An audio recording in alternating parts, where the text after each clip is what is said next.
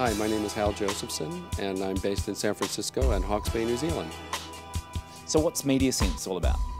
MediaSense has been my company since I was, I'm in my early 20s actually, and it started out actually as a media company, a video production teleconferencing company, but over the years actually it just really became an events operation, and so we started creating thought leadership events around different trend topics that people really wanted to know more about.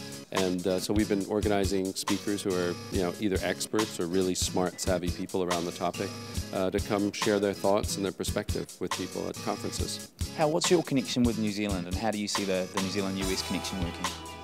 Well, I first came here about 12 years ago, and I really got excited about New Zealand just because it was a lovely, beautiful country, and lots of people come here and fall in love with New Zealand. It's easy to do.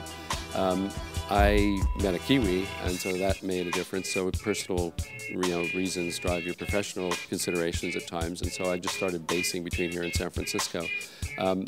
What I believe to be the case with New Zealand is that it's making a huge transition from being a container or an atoms-based exporter to being a bits-based exporter or an IP-based exporter. And I think that's the challenge that entrepreneurs face, is how to really grow global and build businesses of global scale in terms of exporting intellectual property successfully into global markets. And so what's your connection with the Icehouse, and what do you think about what the Icehouse is doing for New Zealand? I think the Icehouse has been fantastic, and I've known the Icehouse since it first began. And they've scaled, obviously, and brought in lots of partners and built programs, and I think they've been doing a fantastic job. There's an enormous potential opportunity for New Zealand companies who are building innovation. I think the country is becoming an innovation exporter, and will need to over time. There's only so much lamb, butter, yogurt you can export.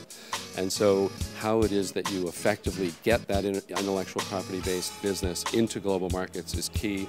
I believe that it's all about partnering and licensing, not necessarily building global marketing infrastructures. And so I think that's what the Icehouse could be, and I think will be helpful in terms of helping those entrepreneurs understand how to better do that in other markets.